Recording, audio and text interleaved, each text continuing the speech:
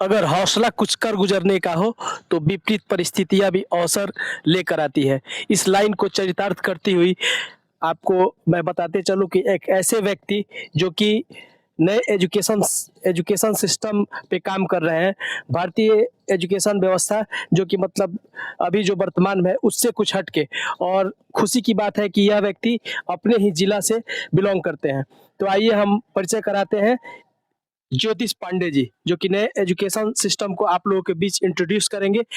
कैसे इनके विचार, इनके दिमाग में इस तरह का इतना उम्दा सोच डेवलप हुआ, इसके पीछे की कहानी क्या रही, आइए हम इनसे सुनते हैं इनकी जुबानी। जी, पहले तो नमस्कार आपको और आपके सभी दर्शकों को। और ये एजुकेशन सिस्टम का जो रिसर्च हम लोग कर रहे हैं, ये करीब टोटल 10 साल हो गया इस प्रोजेक्ट का।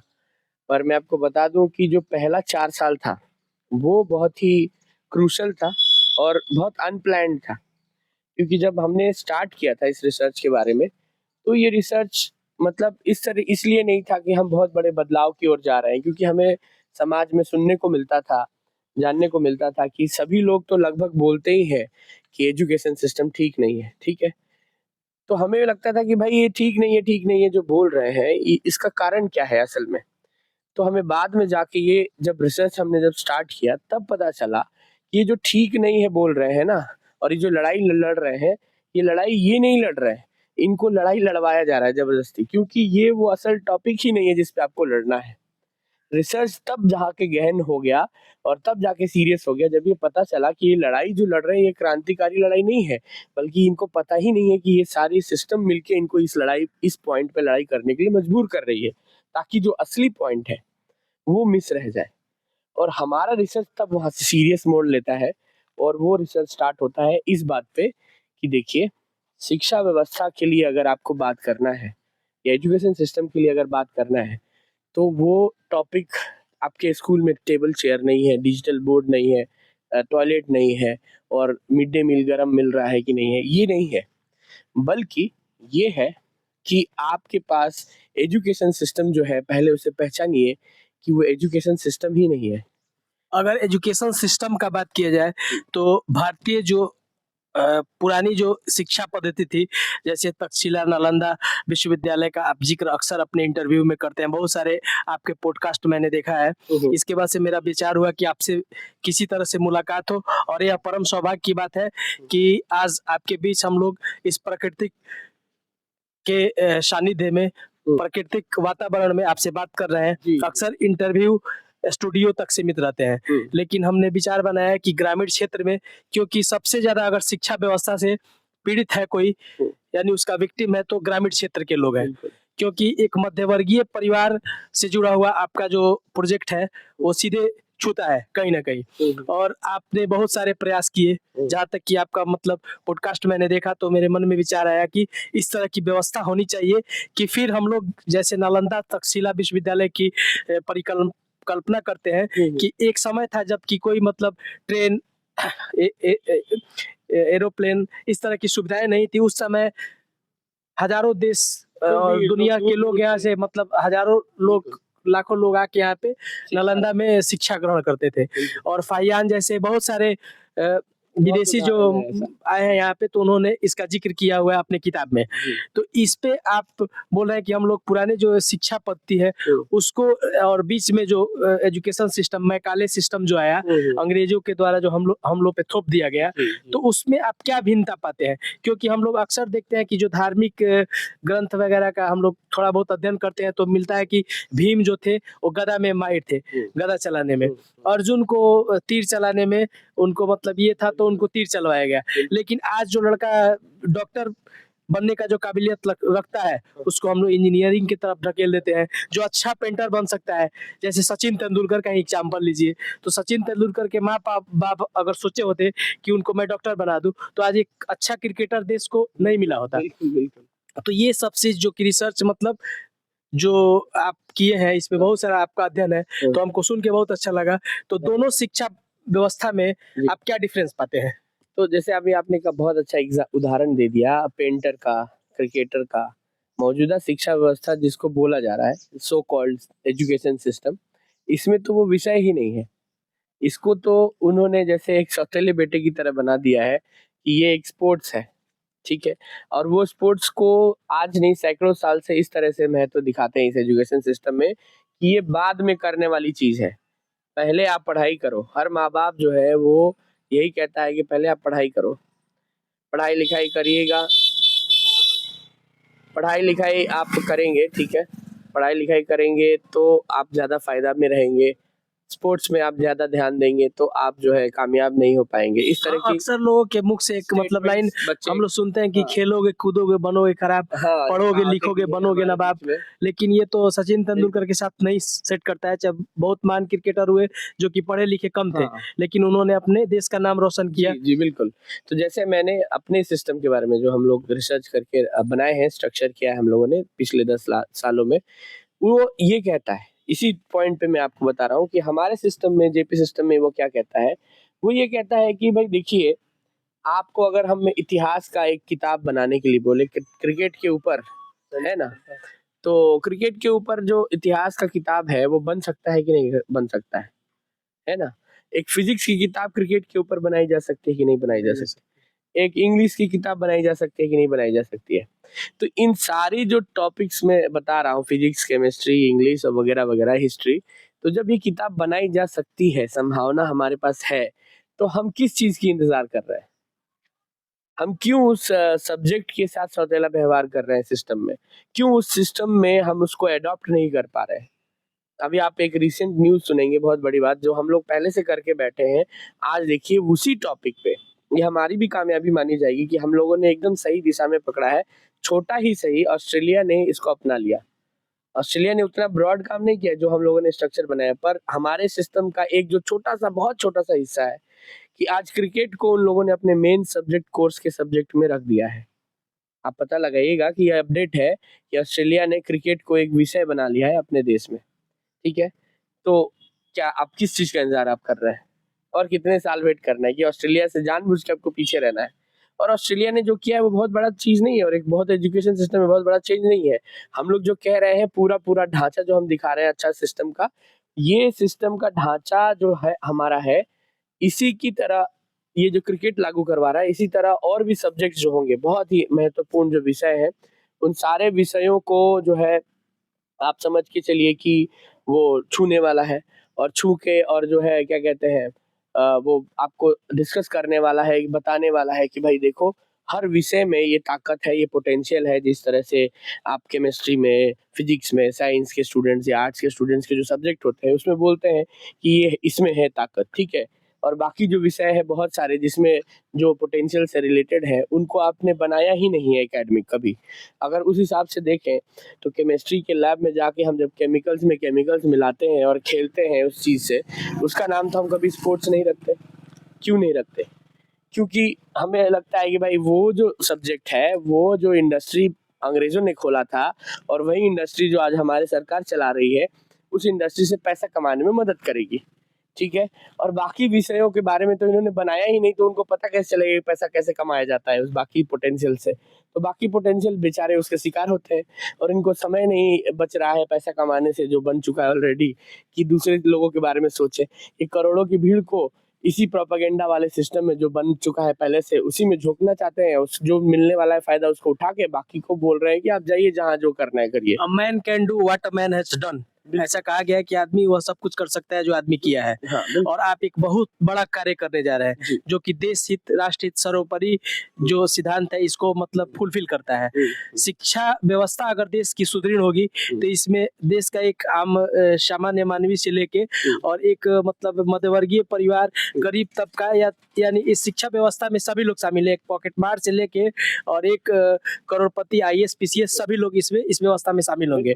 जैसा कि आपका ये जो एजुकेशन सिस्टम को आपने फ्रेम किया है, हाँ। और मतलब इसमें बहुत सारे आपके टीम में आईएएस, आईपीएस लोग भी जुड़े हुए हैं, जैसा कि हम आपके पॉडकास्ट है और भी सोशल मीडिया के माध्यम से जो मुझे जानकारी मिली है। तो मैं ये आपसे पूछना चाहता हूँ कि ये शिक्षा व्यवस्था देश में इसको धरातल पे कैसे इम्प्लीमेंट किया जाएगा, और ये आप एक बॉलीवुड मूवी के माध्यम से जिसका आपने रजिस्टर्ड कराया है, मिडिल क्लास मूवी का जो टाइटल है, तो इस आप बॉलीवुड ही क्यों इसका माध्यम चुने? पब्लिक के बीच में जाने का, जी। क्यों नहीं डायरेक्ट आप ऐसा कुछ क्यों नहीं किए कि जो कि स्कूल स्तर पे इम्प्लीमेंट किया जा सके, मूवी ही पहले क्यों लाए? क्यों? बहुत अच्छा सवाल आपने ये पूछा। तो मैं इस सवाल का जवाब मैं आपको ये बताना चाहूँगा कि जैसे आपने पहले 2 बात जो कही कि पॉकेट मार हो या कोई भी हो, ठीक है?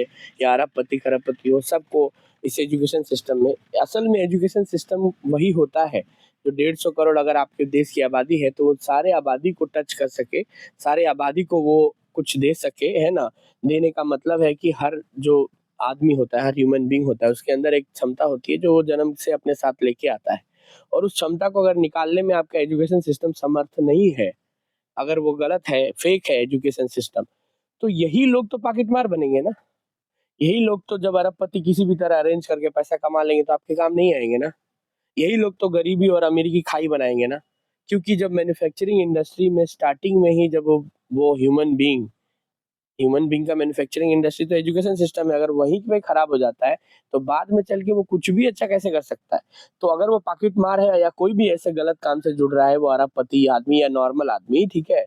तो वो रीज़न आपने खाली किया है उसको करने के लिए, आपने वो जगह दिया उसे बनाने के लिए। अगर आपने ऐसा एजुकेशन सिस्टम बनाया होता जो सबको अडॉप्ट कर सके और हर किसी के पोटेंशियल के अनुसार उसको जगह दे सके, क्योंकि रिसोर्सेज़ काफ़ी है, जगह भी काफ़ी है। और अब मैं आता हूँ उस सवाल पे जो आपने कहा बॉलीवुड वाली बात, कि इसको बॉलीवुड के थ्रू ही क्यों लाया गया? क्योंकि ये इतना बड़ा मुद्दा हो गया है अब, इतने सैकड़ों सालों से चल रहा है कि हम किसी पॉलिटिशियन के जो सो कॉल्ड चलता है नियम के हिसाब से जो सिस्टम चल रहा है, इलेक्शन का सिस्टम, सेलेक्ट होने का सिस्टम, पॉलिटिशियंस का, एमएलए, एमपी बनने का, उस ट्रेडिशनल जो सिस्टम का जाल है ना, उसमें हम जाके किसी पॉलिटिशियन को ईमानदार भी है, ठीक है, अगर वो उसका पार्ट बन गया, तो अब उसका सिस्टम का हिस्सा है वो, अब वो चाह के भी कुछ नहीं कर सकता, करेगा तो वो खुद वहाँ से कट जाएगा और कोई नहीं चाहेगा कि हम जहाँ पे सुविधा के साथ बैठे हैं, वहाँ से कट के हम क्रांतिकारी बनने जाएँ, ठीक है? तो इसीलिए बॉलीवुड का यहाँ पे आगमन होता है और बॉलीवुड में वो ताकत है कि आपको बहुत ही अलग तरीके से, सिर्फ नॉर्मल हम जैसे बात कर रहे हैं ऐसे नहीं, बल्कि एक पूरे ड्रामेटिक तरीके से जो आप पे इम्पैक्ट करे, गाने सुनाए उसके बारे में, कुछ कहानी कहे, क्योंकि गाना हमेशा से एक इम्पैक्टफुल तरीका रहा है, डायलॉग्स हमेशा इम्पैक्टफुल तरीका रहा है। तो वो तरीकों को अपनाते हुए और जो है वो काम करते हुए, आपको ये वो मदद करेगा इस चीज़ में समझने के लिए कि हम आपको एजुकेशन सिस्टम चेंज की बात नहीं कह रहे हैं। हम आपको एजुकेशन सिस्टम से इंट्रोड्यूस करवा रहे हैं, मिला रहे हैं पहली बार। हज़ारों साल से आप मिले ही नहीं हैं एजुकेशन सिस्टम से, आपको जानकारी ही नहीं है कि एजुकेशन सिस्टम कैसी होती है। तो ये जो पहल है वो इसके लिए है, ये एजुकेशन सिस्टम बदलने के लिए नहीं है। जब हम शिक्षा व्यवस्था की बात करते हैं, हाँ। तो अक्सर एक चर्चा में नाम आता है जिसको हम लोग शिक्षा माफिया, एजुकेशन माफिया के नाम से जानते हैं। तो उनके लिए जो कि मतलब एजुकेशन माफिया है, तो उनका दुकान तो बंद हो जाएगा। आपके जो नई शिक्षा व्यवस्था को जो आप लागू कराने की बात कर रहे हैं कि इसमें जो है टैलेंट के हिसाब से, जैसे मछली का गुण है तैरना, तो उसको तैरने के लिए मौका दिया जाए। अगर किसी का जिसमें जो भाई गिफ्टेड है, मतलब गॉड द्वारा, इसको मतलब हर व्यक्ति का एक अपना अलग जन्मजात गुण होता है, पोटेंशियल होता है, उसको आप बाहर निकालने की बात कर रहे हैं। ये नहीं कि उसको अपना जो है उस पे थोप दे, थोपने का काम नहीं, मतलब उसके अंदर जो टैलेंट है उसके हिसाब से उसकी व्यवस्था की जाए। और एक मतलब ऐसी शिक्षा व्यवस्था हो जिसमें एक करोड़पति का भी लड़का पढ़े तो उसको भी फी नहीं देना पड़े, और जो मतलब एक गरीब का लड़का पढ़े उसको भी फी नहीं देना पड़े। तो अक्सर हम लोग बोलते हैं कि भारत में चोरी, इस तरह की घटनाएं अक्सर होती रहती हैं, हत्या, लूट, और स्विट्जरलैंड, नीदरलैंड, अन्य देशों में।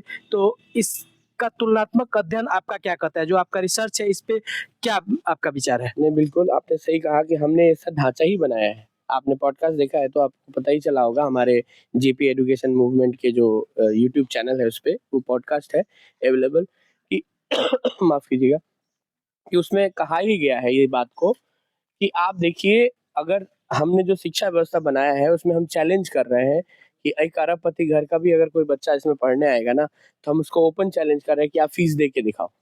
आपके पास तो अरबों रुपए है, आप अभी देते थे ना जिस तरह से फीस, इंटरनेशनल स्कूल्स बनाते थे अपने लिए अलग से, प्राइवेट मिडिल क्लास वाले लोग अलग से बनाते थे, है ना? गरीब के लिए सरकारी स्कूल रहता था, ऐसा व्यवस्था था ना? हम कह रहे हैं कि हम एक व्यवस्था बना रहे हैं सरकारी का, आप मजबूर हो जाएँगे उसमें पढ़ने के लिए और मैं कह रहा हूँ कि आप फीस उसमें दे के दिखाओ। आप दे ही नहीं पाएँगे, ऐसा ढाँचा है, क्योंकि असली शिक्षा व्यवस्था अगर आप बना पाएँगे ना और बनाने में आप कामयाब हुए हैं, तो उसी का ये जो है लिटमस टेस्ट बोलते हैं ना, जैसे ब्लू लिट, इसी से पहचान होती है उसकी कि ये असली शिक्षा व्यवस्था है। दूसरी बात मैं आपको बता दूं कि जो माफिया की बात आपने कही, ये बहुत एक इंटरेस्टिंग टॉपिक है जो हर फिल्म में और लोगों के बीच आप सुनने को मिलता होगा। देखिए, माफिया किसको आप बोल रहे हो? एक लालची व्यक्ति को, ठीक है? एक लालच जो है वो इंसान में उसके जन्म से, हर नेचर में ही सभी इंसान के अंदर पाया जाता है, ये नेचुरल है उसके अंदर में। बस ये जो माफिया है वो थोड़ा ज्यादा लालची होता है। ज्यादा लालची मतलब कि उसको किसी भी शर्त पे जो है वो चाहिए, 1 रुपए के बदले उसको 10 रुपए चाहिए, ठीक है? अब वो 10 रुपए चाहिए उसको, तो वो उसके लिए अगर किसी को जान लेना पड़े तो वो भी ले लेता है, ठीक है? तो ये उसी को आप माफिया का नाम दे देते हैं। लेकिन आप समझिए कि ये सिस्टम क्रिएट कौन कर रहा है? आज का एजुकेशन का डिमांड ये है कि आप किसी भी तरह डिग्री ले लो, आपको आए ना आए उससे मतलब नहीं है, आप ग्रेजुएट हो कि नहीं हो, ये लोग पूछते हैं, ठीक है? तो अब जब डिमांड ही ग्रेजुएशन के उस कागज का है, सर्टिफिकेट का है, तो ये भाई जो माफिया जिसको आप कह रहे हैं, ये जो लोग प्रोवाइड करा दे। हाँ, तो ये बिजनेस में एक अपॉर्चुनिटी ढूंढ लेते हैं कि जब इनको पढ़ाई लिखाई से बच्चों को मतलब ही नहीं है, सिर्फ जाता है संस्था, देखता है कि सर्टिफिकेट है कि नहीं है, तो भाई ले लो, भर्ती हो जाएगा। सरकार भी बोलता है हर ग्रेजुएशन के लिए हम यहाँ पे नौकरी दे रहे हैं, तो वो लोग ग्रेजुएशन का सर्टिफिकेट जुगाड़ करके ले आ देता है नौकरी लेने के लिए। छोटी से छोटी नौकरी में भी ग्रेजुएशन मांगने लगे हैं आजकल वो लोग। तो अब ये माफिया में गलत कर रहे हैं कि सही कर रहे हैं, मैं क्या कहूँ भाई? ये तो उसके लिए सुविधा कर दे रहे हैं कि जो बेचारा समय बर्बाद नहीं करना चाहता इस फालतू के एजुकेशन सिस्टम में, और उससे इजीली अवेलेबल हो जा रहा है। लेकिन यही जो माफिया है, इनके पास एक स्किल है मैनिपुलेशन का, इसको हमारी system as a education promoter इस्तेमाल कर रही है, जो इंडिया में नहीं बल्कि बाकी के 200 कंट्री में काम करेंगे हमारे जेपी सिस्टम को प्रमोट करने के लिए, हमारे देश के सिस्टम को प्रमोट करने के लिए। तो आपको देखिएगा वो एरा याद आएगा जब भारत शिक्षा का केंद्र जाना जाता था और सारी दुनिया जो है उसकी सिस्टम को फॉलो करती थी। तो ये कहीं ना कहीं वही एरा जो है आपको दिखने को मिलेगा कि हम लोग वापस उसी एरा में चले गए हैं, ऐसा आपको प्रतीत होगा। यानी माफियागिरी को अंतर्राष्ट्रीय स्तर पर बढ़ावा दिया जाएगा। बिल्कुल नहीं, एजुकेशनल प्रमोटर को बढ़ावा दिया जाएगा। जो एजुकेशन माफिया थे वो इंडियन थे, और उस इंडियन पे जो दाग लगा गया था उस इंडियन को हम सुधारने का काम करेंगे, और उसको अच्छे काम में, उसी तरह के उसी फील्ड का काम होगा वो, लेकिन वो अच्छे दिशा में होगा। जैसे कि एग्जाम्पल, एक पॉकेट मार जो हमारे कंट्री में हमारा और आपका पॉकेट मार रहा है, वो हमारा इंडियन ही है भाई, ठीक है? आपका पॉकेट मार रहा है, मेरा पॉकेट मार रहा है, ठीक है? कल को अगर मैं एक आदमी को बोलूं कि बहुत बड़ा रॉ का एजेंट है, वो जाके पाकिस्तान में आपका पॉकेट मारा और आपके डॉक्यूमेंट्स ले लिया और हमारे देश के लिए मदद किया, तो आप उस पॉकेट मार को क्या, उस रॉ एजेंट को क्या पॉकेट मार कहेंगे? नहीं कहेंगे, क्योंकि वो देश के लिए वो काम कर रहा है, वही स्किल कर रहा है। लेकिन वो स्किल जो यहाँ पे कर रहा है उसको आप पॉकेट मार कह रहे हैं। क्यों कह रहे हैं? क्योंकि वो सही जगह पे काम नहीं कर रहा है। तो जो ये स्किल है वो माफिया का, वो स्किल अगर सही जगह पे लगाया जाए तो वो एजुकेशन प्रमोटर कहलाएगा, लेकिन गलत जगह लगे तो वो एजुकेशन माफिया कहलाएगा, क्यों हमारे घर में ही लूट रहा है, ठीक है? तो यही फर्क है जो हम देश लोग का बदलना सामान्य नागरिक जो कि मतलब यूट्यूब और फेसबुक सोशल मीडिया से जो हमसे जुड़ रहा है, जी। तो उसको आप क्या मैसेज देना चाहेंगे? अगर वो जेपी मूवमेंट से जुड़ना चाहता है तो उसके लिए क्या करना होगा उसको? तो बहुत ही सिंपल सा तरीका है, हम लोगों को आप सपोर्ट 3 तरीके से कर सकते हैं। हमारे वीडियोस को सब्सक्राइब करिए, शेयर करिए, लाइक करिए, ज़्यादा से ज़्यादा लोगों में, दोस्तों में पहुंचाइए। पहला तो ये उपाय है। दूसरा ये है कि आप हमें डोनेशन देखिए, मिनिमम 10 रुपए का डोनेशन, 100 रुपए का डोनेशन, 500 रुपए का डोनेशन, सब कुछ भी आप कर सकते हैं। कुछ भी आप डोनेशन अपने क्षमता के अनुसार दे सकते हैं। मतलब मिनिमम आप 10 रुपए तक डोनेशन दे सकते हैं। तीसरा है, और जो सबसे बड़ा है, जिसके लिए हम लोग पूरे देश में घूम रहे हैं, पूरे स्टेट्स में जा रहे हैं, हम पूरे देश से 150 करोड़ आबादी में से 1 लाख लोग स्पेशल चुनना चाहते हैं। वो स्पेशल इसलिए हैं क्योंकि उनका हम एक टाइटल देने वाले हैं, उनको एक नाम देने वाले हैं जिसका नाम होगा सीड ऑफ चेंज, ठीक है? और ये सीड ऑफ चेंज खास इसलिए है, सिर्फ 1 लाख लोग को ही मौका मिलेगा ये। वो एक डोनेशन देंगे 2500 रुपए का, जो 2500 रुपए का डोनेशन जो है, इसी पैसे से ही ये मूवी बनेगी, ना कि किसी फाइनेंसर के एक बड़े अमाउंट से मूवी बनेगी। इसी पैसे से ये मूवी बनेगी, और मूवी बनने के बाद एक समय आएगा जब बॉक्स ऑफिस रिजल्ट आता है, उस समय में जो है आपका ये जो डोनर है, इनके पैसे को एक छोटे से टास्क इनसे करवा के एक फीस के रूप में इनको 5000 के करीब वापस दिया जाएगा। तो उनका पैसा हमारे पास रहेगा नहीं, सिर्फ मूवी बनाने के काम आएगा, और मूवी से जो फायदा होगा वो उसी में लोगों में ही डिस्ट्रीब्यूट किया जाएगा। तो बस यही एक प्रोसेस है। आप डिटेल्स जानने के लिए कोई भी हमारे पेज पे आके वो पॉडकास्ट दे सकता है। उसमें स्कैन करने के लिए क्यूआर कोड है, हमारा जेपी एजुकेशन मूवमेंट ट्रस्ट का अकाउंट है, उसी पे आप डोनेट करके और सर्टिफिकेट बना के आप जो चीज़ है उसके बारे में जान सकते हैं और आप पार्टिसिपेट कर सकते हैं। आप भी सेम हमारी तरह इस लड़ाई में हमारे साथ कंधे से कंधा मिला के लड़ सकते हैं और ये स्पेशल 1 लाख टीम जो बन रही है पूरे इंडिया में, उसका आप हिस्सा बन सकते हैं। जी हाँ, तो जैसा कि आप सभी जानते हैं, अगर आप इस अभियान से जुड़ना चाहते हैं और शिक्षा व्यवस्था को दुरुस्त करना चाहते हैं, तो सीधे आप जेपी मूवमेंट से जुड़ सकते हैं। ज्योतिष पांडे जी, बहुत-बहुत धन्यवाद हमसे जुड़ने के लिए। धन्यवाद। Thank you.